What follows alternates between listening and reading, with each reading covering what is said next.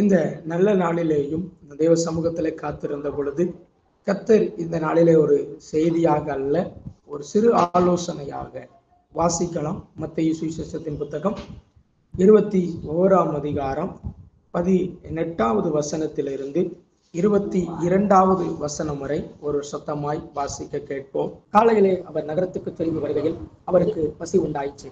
அப்பொழுது வழி அருகே ஒரு அத்திமரத்தை கண்டு அதனிடத்திற்கு போய் அதிலே இலைகளை அன்றி வேறொன்றையும் காணாமல், இனி ஒரு காலம் உன்னிடத்தில் கனி உண்டாகாதிருக்க கடவுது என்றார்.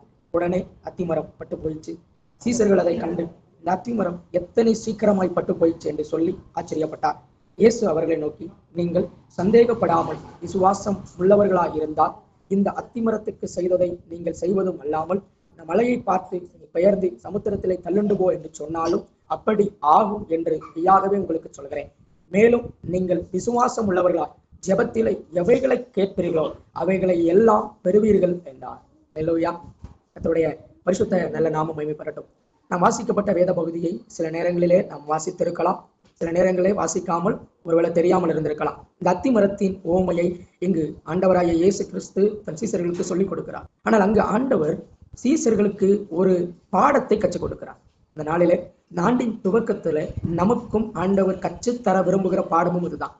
நல்ல கவனிங்க. இந்த அத்திமரத்தை அவரை பார்த்து அவர் ஒரு வார்த்தையை சொன்னார், அத்திமரம் பட்டு போயிடுச்சு. ஒரு வார்த்தையில ஒரு வல்லமை உண்டு. அவர் என்னை பார்த்து அவர் இந்த ஆண்டின் துவக்கத்திலே சொன்னதான சகல வார்த்தைகளுக்கும் ஒரு வல்லமை உண்டு.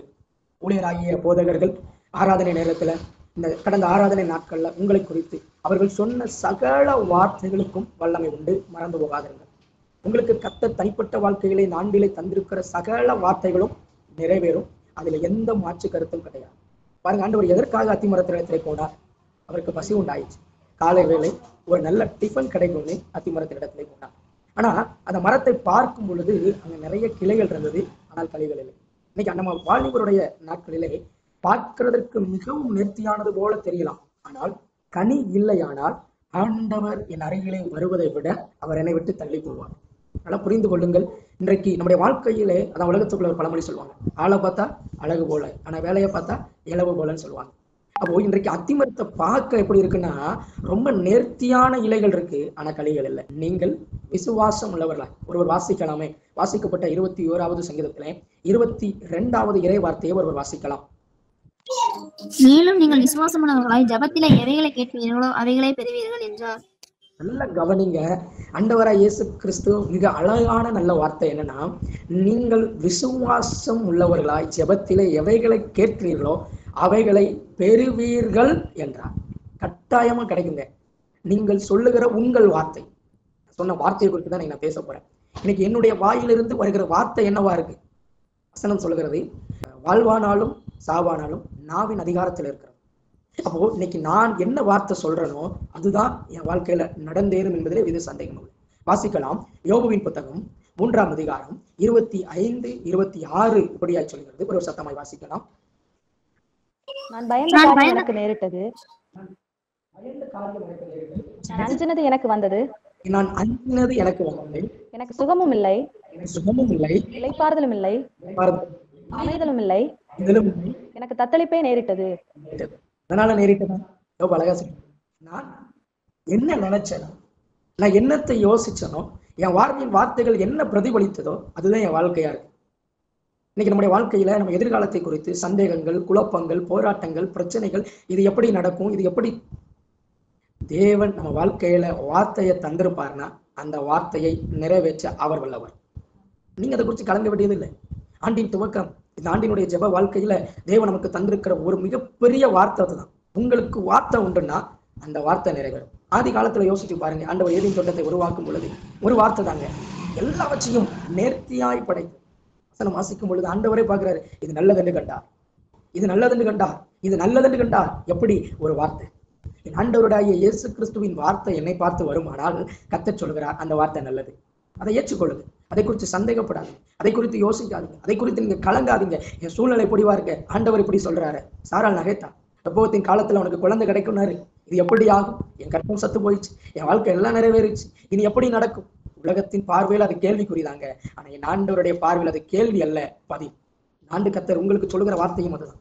உங்களுக்கு வந்த வார்த்தையை இருக்க பிடித்துக் கொள்ளுங்க. வசனம் சொல்லுகிறது, சங்கீதம் 33:9 விதமாய் சொல்லுகிறது, அவர் சொன்னால் ஆகும், அவர் கட்டளையிட்டால் நிற்கும். பாருங்க, ஒரு ஆண்டவராய் இயேசு கிறிஸ்துக்கு படகு பின்பு வைத்து படுத்து கிடக்காரு. இப்போ சீசர்கள் படகு போய்கொண்டே இருக்கிறது, எல்லாரும் பயப்படுறாங்க, தத்தளிப்பு வருது. ஆனா படகுல மேல மோதுதை தவிர படகுக்குள்ள தண்ணி வரல. ஆனா பயந்தாங்க. ஆண்டவர் எந்திரிச்சவன என்ன சொன்னாரு? அற்ப விசுவாசி, ஏன் சந்தேகப்படுற? இந்த ஆண்டு உங்களுக்கு கத்த தந்த வார்த்தைகளை குறித்து நீ ஏன் இன்னும் சந்தேகப்பட்டு கொண்டே இருக்கிறாய்? நான் உன் கூட இருக்கிறேன், நான் உன் படகுல இருக்கிறேன், நான் செய்யக்கூடிய காரியத்தை உனக்கு முன்னாடி நான் நிறைய செஞ்சிருக்கிறேன். ஆனாலும் படகுக்குள்ள உட்காந்துக்கிட்டு இருந்து ஏன் கலங்குறேன்? கத்தர் எழுந்தா இறையாதே அமைதலாருன்னு சொன்னார். வார்த்தை தாங்க. இன்னைக்கு என்னை உருவாக்குகிறதும் வார்த்தை, என்னை உருவ குத்துகிறதும் வார்த்தை, என்னை தேவனண்டையில சேர்க்கிறதும் வார்த்தை, அவரோடு கூட என்னை இணைக்கிறதும் வார்த்தை தான். யோவான் அழகா எழுதுகிறார், அவர் திராட்சை செடி, நான் அவரோடு கூட கொடியா இணைந்திருக்கும். இந்த அதிகாரத்தை வாசிச்சு பாருங்க. ஒருவன் என்னில் நிலைத்திருந்தான். அப்ப அவர் சொன்ன வார்த்தை என் வாழ்க்கையில நடக்கும்னு முழுமையாய் நீங்கள் நம்பினா அந்த வார்த்தை உங்க வாழ்க்கையில நடக்கும். மறந்தே போகாது, அது தடுத்தும் போகாது, சோர்ந்து போகாதீங்க. பாருங்க, யோவான் 1ஆம் அதிகாரத்துல ஒரு நபரை குறித்து மிக அழகாய் ஆண்டவர் சொல்கிறார். வாசிக்கலாம் 50வது வசனம். யோவான் 1. அவனுக்கு பிரதியுத்தரமாக, அத்திமரத்தின் கீழே உன்னை கண்டேன் என்று நான் உனக்கு சொன்னதுனாலேயோ விசுவாசிக்கிறாய்? இதிலும் பெரிதானவைகளை காண்பாய் என்றார். கவனிங்க, இதிலும் பெரிதானவைகளை காண்பாய். இன்னைக்கு கர்த்தர் இந்த ஆண்டு என்னை தைரியப்படுத்தின வார்த்தையும் அதுதான். என்னை ஆராதனையின் முதல் நாள், புது வருட ஆராதனையில நம்ம ஆண்டவருடைய சமூகத்தில் அதிகமாய் ஜெபித்துக் கொண்டிருந்த பொழுது கர்த்தர் என்னை ஒரு வார்த்தையின் மூலமாய் திடப்படுத்தினார். நான் இது உங்களுக்கு சொல்ல விரும்புகிறேன். நல்ல கவனிங்க, கிதியோனுடைய வாழ்க்கையை குறித்து நம்ம நிறைய கேள்விப்பட்டிருக்கிறோம். எதுக்கு கேள்விப்பட்டிருக்கிறோம்? அவன் கொஞ்சம் பலம் இருந்தும் தேவன் அவன் கூட இருந்து அவனுக்கு செய்த சகல காரியங்களை குறித்து வாசித்திருக்கிறோம். இங்க கிதியோன் சொல்றான், நான் எல்லாம் சிறியவன், நமக்கு எல்லாம் தெரியும் இந்த சம்பவம். ஆனா அங்க ஒரு வாக்கியத்தை ஆண்டவர் என்னோடு கூட பேசினான். கிதியோன் போய் சந்தேகத்தோடு தோலை போடுறான். திருப்பி தோல் மட்டும் பணியா இருக்கணும், இது மூலா நினைஞ்சிருக்கணும். ஆண்டவர் எல்லாத்தையும் செஞ்சுட்டாரு. இப்ப யுத்தத்தை கூப்பிடுனா திருப்பியும் கிதியோன் என்ன பண்றான்? ஒரு பெரிய கூட்டத்தை கூப்பிடுறான். கூட்டத்தை கூப்பிட்டு ஆண்டவர் சொன்னாரு, ஐயா இந்த கூட்டம் செல்லுபடியாகாது. ஒரு 300 பேரை செலக்ட் பண்றாரு. திருப்பியும் நீங்க அந்த வசனத்தை வாசிச்சீங்கன்னா உங்களுக்கு புரியும் என்று நினைக்கிறேன். நியாயாதிபதிகளின் புத்தகத்துக்கு 6ஆம் அதிகாரத்துக்கு நேராக நான் கவனத்தை திருப்புவோமே. நியாயாதிபதிகளின் புத்தகம் 7ஆம் அதிகாரம் 9-10 வாசிக்கலாம் ஒரு சத்தமாய். அன்று ராத்திரி கர்த்தர் அவனை நோக்கி, நீ எழுந்து அந்த சேனையிடத்திற்கு போ, அதை உன் கையில் ஒப்பு கொடுத்தேன். போக பயப்பட்டாயானால் முதல் நீயும் உன் வேலைக்காரனாகிய பூராவும் சேனையிடத்திற்கு போய். நீங்க வீட்டுல போய் அதுல 14வது வசனம் வரைக்கும் வாசிச்சு பாருங்க. இப்ப திருப்பி ஆண்டவர் கேட்கிறாரு, நீ போக பயப்பட்டா நீ என்ன பண்ணு? பாளையத்துக்குள்ள போகாத, நீ சுத்தி போய் கவனிச்சு பாரு. இவங்க சேனாதிபதியை கூட கூட்டிட்டு போ. இவங்க கூட்டிட்டு போறான். அங்க ஒரு இடத்துல பதிவு இருக்கிறான். இப்ப கர்த்தருடைய வார்த்தை இதுவரைக்கும் கிதியோன்ட்ட டைரக்டா வந்துச்சு. கிதியோனை தைரியப்படுத்தினாரு, கிதியோனை உற்சாகப்படுத்தினாரு, கிதியோனுக்கு தேவன் செய்ய விரும்பின சகல காரியத்தையும் சொல்லிட்டாரு. இன்னும் அவனுக்கு பயம் இருக்குன்னா ஆண்டவர் சொல்றாரு, நீ அவனுடைய சேனைக்குள்ள போப்பா. இப்போ 13வது வசனம், கிதியோன் வந்த போது ஒரு 2 பேரும் ஒரு சொப்பனத்தை பாக்குறாங்க. என்ன சொப்பனம் தெரியுமா? ஒரு சுட்டிருந்த வார்கோதுமை அப்பம் மீதியானியரின் பாளையத்திற்குள் உருண்டு வந்து அது கூடாரம் மட்டும் வந்த போது அதை விழத்தள்ளி கவிழ்த்து போட்டது, கூடாரம் விழுந்து கிடந்தது. நல்ல கவனிங்க, ஒரு அப்பம் உருண்டு வருதுன்னா அப்பம் தான் விழணும். ஆனா அங்க என்ன சொல்லப்பட்டிருக்கிறது? அப்பம் விழல, அது அப்பம் விழுந்த கூடாரம் விழுந்தது. நல்ல வசனம், என்னை தைரியப்படுத்தின வார்த்தை 14வது வசனம். இது யோவகாசின் குமாரனாகிய கிதியோன் என்னும் இஸ்ரவேலின் பட்டயமே அல்லாமல் வேறல்ல. யார் சொல்றாங்க? இஸ்ரவேலின் கூட்டத்தை அழிக்க ஒரு பெரிய கூட்டம் இருக்கு. அந்த கூட்டத்துல ஒருத்தன் சொல்றான், ஐயா நம்ம அழிய போறோம். காரணம் யார் தெரியுமா? இஸ்ரவேலின் தேவனுடைய கிதியோனினுடைய பட்டயம். இன்னைக்கு இந்த ஆண்டு கர்த்தர் எனக்கு முதல் நாள்ல தைரியப்படுத்தின வார்த்தை அதுதான். இதுவரைக்கும் டைரக்டா நான் பேசினேன், நான் உன்னை தைரியப்படுத்தினேன், நான் உன்னை உற்சாகப்படுத்தினேன், நான் உன்னுடைய சகல காரியங்களையும் பார்த்து கொண்டேன். ஆனா இன்னைக்கு இந்த ஆண்டு உனக்கு எப்படி செய்ய போறேன் தெரியுமா? பாளையத்துக்கு புறம்பா இருக்கிற எதிராளியின் வாயில சொல்லுவான், இந்த காரியம் கர்த்தரால் வந்தது என்று சொல்லத்தக்க கர்த்தர் இந்த ஆண்டு நம்ம நடத்த போகிறார். எத்தனை பேர் விசுவாசிக்கிறீங்க? சத்தமரலையே சொல்லலாமா? கர்த்தர் கட்டாயமா செய்வாருங்க. அவர் செய்வதில் எந்த சந்தேகமும் இல்லை. அதனால ஆண்டவர் சொன்னாரு, வார்த்தை கிதியோன்ட்ட வார்த்தை தான் வந்துச்சு. அந்த வார்த்தையை கேட்டு இவனுக்குள்ள ஒரு கலக்கம் இருந்துச்சு. ஆனா கரெக்டா கொண்டு போய் பாளையத்துல நிப்பாட்டினாருங்க. என்ன நடந்தது? அற்புதம் நடந்தது. அதுக்கப்புறம் கிதியோன் என்ன பண்றான் தெரியுமா? அதை கேட்டதுக்கு அப்புறம் அவன் திரும்பி வர்றான், 300 படையெடுக்கான். அவன் செய்ய வேண்டியதை கர்த்தர் செய்ய சொன்னதை செஞ்சான். அவன் பெரிய ரட்சிப்பை இந்த தேசத்திற்கு கொண்டு வந்து சேர்த்தான். உங்களை பார்த்து கர்த்தர் சொல்ற வார்த்தை தான். இது வரைக்கும் உங்களை டைரக்டா கர்த்தர் தைரியப்படுத்திருக்கலாம், வார்த்தையின் மூலமா உங்களை தைரியப்படுத்திருக்கலாம். ஆனா கர்த்தர் சொல்றாரு, இனி நீங்க போக வேண்டிய இடத்துல இருந்து வார்த்தை வரும். அந்த வார்த்தை உங்களை இன்னும் உற்சாகப்படுத்தும், உங்களை இன்னும் செயல்பட செய்யும். நம்புகிற இந்த கேட்டுக்கொண்டிருக்கிற அன்பான தேவ பிள்ளைகளே, அன்பு வாலிப தம்பி தங்கச்சிகளே, அன்பு போதகர்களே, அன்பு பெரியவர்களே, கர்த்தர் இன்றைக்கு உங்களை பார்த்து சொல்கிற வார்த்தை, அவர் சொன்னால் ஆகும், அவர் கட்டளையிட்டால் நிற்குங்க. எந்த தடையும் இல்லை, அது எந்த சந்தேகமும் இல்லை. ஒரே ஒரு நபரை நான் உங்களுக்கு முன்னதாக சுட்டி காண்பித்து ஜெபிக்க விரும்புகிறேன். இந்த விசுவாசத்தை குறித்து பேசும் பொழுது இந்த மனிதரை நம்ம தொடாம எங்கேயுமே என்ன பண்ண முடியாது, போக முடியாது. ஆபிரகாம் என்கிறதான ஒரு நல்ல மனிதர். வசனத்தை வாசிக்க விரும்பல, நேரம் போயிருச்சு. ஆபிரகாம் நல்ல மனிதர், விசுவாசத்திலே நீதிமானாய் எண்ணப்பட்டவர், விசுவாசத்துல உறுதியாய் தரித்து நின்றவர். நான் நம்புறேங்க, அவன் சொன்ன வார்த்தை, நான் இன்னைக்கு உங்களோட கூட பேச போகிறேன். அவருடைய வார்த்தை ஆதியாகமத்தின் புத்தகம் 22ஆம் அதிகாரம் முதல் வசனத்தை ஒருவர் வாசிக்கலாம். ஆதியாகமம். இந்த காரியங்கள் நடந்த பின்பு இந்த காரியம் நடந்த பின்பு தேவன் ஆபிரகாமை சோதித்தார். ஆபிரகாம் எப்படியெனில் எப்படியெனில் அவர் அவனை நோக்கி ஆபிரகாமே என்றார். அவன் இதோ அடியேன் என்றான். அப்பொழுது அவர், உன் புத்திரனும் உன் ஏகசுதனும் உன் நேசகுமாரனுமாகிய ஈசாக்கை நீ இப்பொழுது அழைத்துக் கொண்டு மோரியா தேசத்துக்கு போய் அங்கே நான் உனக்கு குறிக்கும் மலைகள் ஒன்றின் மேல் தகன பலியாக பலியிடு என்றார். போதுமானது. நல்லா கவனிங்க, அந்த சம்பவம் நிறைய நேரம் வாசித்திருப்போங்க. மோரியாங்கிற மலையை குறிச்சவரு, பலிக்கு ஈசாக்கை நியமித்தவர், பலியிட ஆபிரகாமை வார்த்தையை சொல்லி அனுப்பினவர், அவர் பொய்யுரையாத தேவன். அமைச்சு சொல்ல முடியும். இப்போ பலியிடுற இடம் குறிக்கப்பட்டது, பலி குறிக்கப்பட்டது. ஆனா அந்த சம்பவத்தின் நிறைவுல பலியை என் ஆண்டவர் பார்த்துக் கொள்கிற தேவனா இருக்கார். இதே அமைச்சு சொல்ல முடியும். நல்லா கவனிங்க, இந்த சம்பவத்துல நான் ஒன்றை ஆழமாய் அறிந்தேன். என்ன தெரியுமா? இங்கு சம்பவம் தீர்மானிக்கப்பட்டது, குறிக்கப்பட்ட மலையும் தீர்மானிக்கப்பட்டது. ஆனா ஆபிரகாம் அறியாத ஒரு பலிய என் ஆண்டவர் அங்கே, ஆபிரகாமுக்கும் தெரியாது, ஈசாக்குக்கும் தெரியாது, தேவன் ஒருவர் அங்க பலி ஆயத்தப்படும். எப்படிங்க மலையில ஆடு வரும்? நான் நம்புறேன், இங்க ஆபிரகாம் ஈசாக்கை கூப்பிட்டு மலை ஏறின பொழுது ஆண்டவர் ஈசாக்குக்கு ஏற்ற பலியாகிய ஆட்டுக்குட்டியை மறுமுனையிலிருந்து மேலே ஏற பண்ணியிருக்கிறார். எப்படி ஈசாக்கு ஏறினாரோ அதே போல அந்த ஆடு ஏறினது. நல்லா கவனிங்க, ஆபிரகாம் 2 இடத்துல அந்த வார்த்தையை தான் சொல்றாரு. வேலைக்காரர்கிட்ட என்ன சொன்னார் தெரியுமா? 5வது வசனம், நானும் பிள்ளையாண்டானும் அவ்விடம் மட்டும் போய் தொழுது கொண்டு உங்களிடத்துல திரும்பி வருவேன்னு சொல்லல, வருவோம் என்று சொன்ன வார்த்தையை என் தேவனாகிய கர்த்தர் கனப்படுத்தினார்.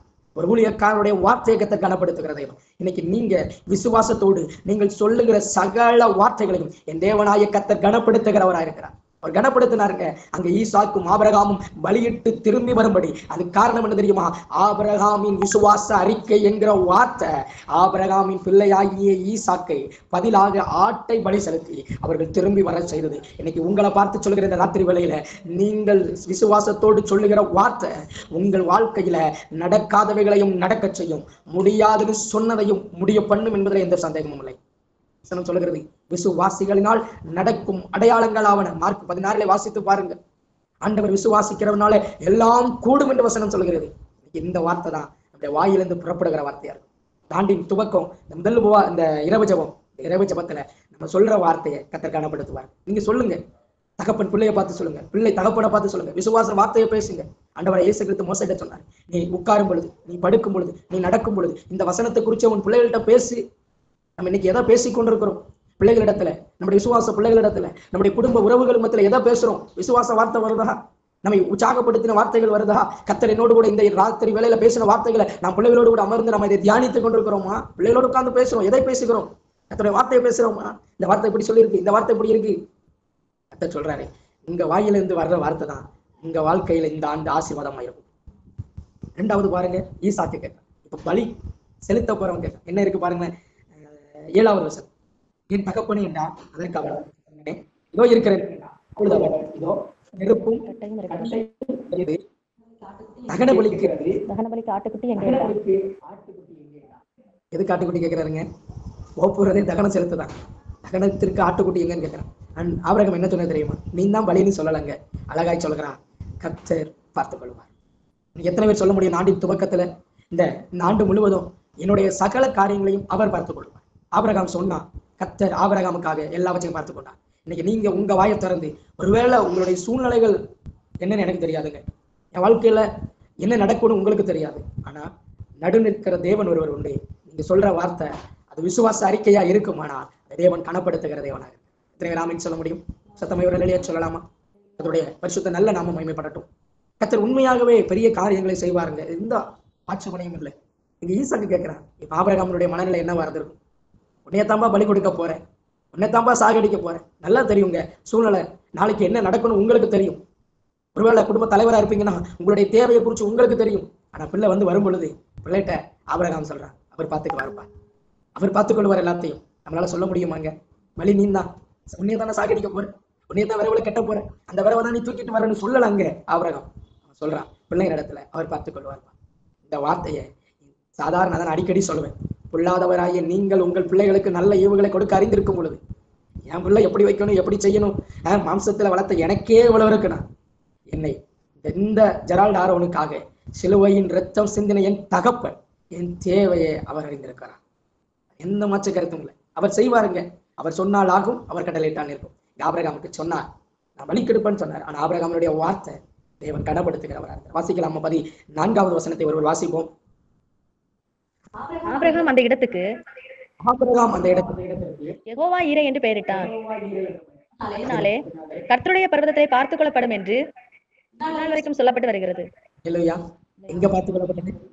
ஒருவேளை நீங்க நினைக்கலாம், நான் இருக்கிற இடம் என்னவா இருக்கு, நான் இருக்கிற சூழ்நிலை என்னவா இருக்கு, ஒருவேளை என்னுடைய ஜீவியம் ஆண்டவருக்கு பரிசுத்தம் இல்லாம இருக்குதோ? ஆமாங்க, இங்கு நாம் பரிசுத்தத்திற்காக பிரயாசப்பட்டு பரிசுத்தத்துக்கு நேயா பிரயாணப்பட்டு கொண்டிருக்கிறோம். ஆனா எங்க பார்த்துக் கொள்ளப்படும் தெரியுமா? ஹெவன். உங்களுக்கா ஹெவன் ஆயத்தமா இருக்கு. உங்களுக்கா அங்கிருந்து பிரதிபலன்கள் எல்லாம் வந்து கொண்டிருக்கிறது. சாதாரண யோசித்து பாருங்க, தூரத்துல போயிட்டு வர்ற தகப்பன் ஏதாட்டு வாங்கிட்டு வந்தா பிள்ளை ரொம்ப சந்தோஷம். ஒரு ஊட்டிக்கு உள்ள கொடைக்கானலுக்கோ போறோம், இங்கிருந்து சாக்லேட்டை வாங்கிட்டு வந்தீங்கன்னா குடும்பத்தார் சந்தோஷப்படுவாங்க. ஆனா இந்த ஆண்டு உங்களுக்கு வருவது எல்லாம் என் பரம தகப்பனிடத்துல வருகிறது என்றால் நீங்களும் நானும் சொல்லணும், இது என்னால் ஆகிறதுதான், நான் தேவனால் எல்லாம் கூடும் என்று வார்த்தை சொல்ல இருக்கிறார். சத்தமா நிலைய சொல்லுங்களேன். இல்லையா? ஆபிரகாம் அழைப்புல விசுவாசிச்சான், பரதேசியா அலைஞ்சாரு, அப்பமும் விசுவாசிச்சாரு. வாக்கு தத்துவம் ஈசாக்க கொடுத்தான், ஈசாக்க பெற்ற பொழுது விசுவாசிச்சாரு. இப்ப அந்த வாக்கு தத்தத்தை மறுபடியும் வளர செய்யறதுக்கும் விசுவாசிச்சாரு. அதனாலதான் ரோமர்ல வசனம் சொல்லப்பட்டிருக்குது, இவர் சந்தேகப்படாமல் நம்பினார். எத்தனை பேர் சொல்ல முடியும்? ஆண்டவரே வாழ்க்கையில நீங்க செய்வீங்க, அதனால நான் சந்தேகப்படாமல் உண்மை நம்புவேன். தாண்டி துவக்கம் ஒருவேளை சில பேருக்கு சில பிரச்சனைகளா இருக்கலாம். கர்த்தர் சொல்லுகிறார், உங்க வாயில வார்த்தை விசுவாசமா இருக்கட்டும், உங்க வாயில இருந்து வர்ற வார்த்தை விசுவாச அறிக்கையா இருக்கட்டும். விசுவாச அறிக்கை செய்தா கர்த்தர் உண்மையாகவே உங்கள் வார்த்தையை கனப்படுத்தும். எத்தனை பேர் ஆமென் சொல்ல முடியும்? கண்களை மூடலாமா?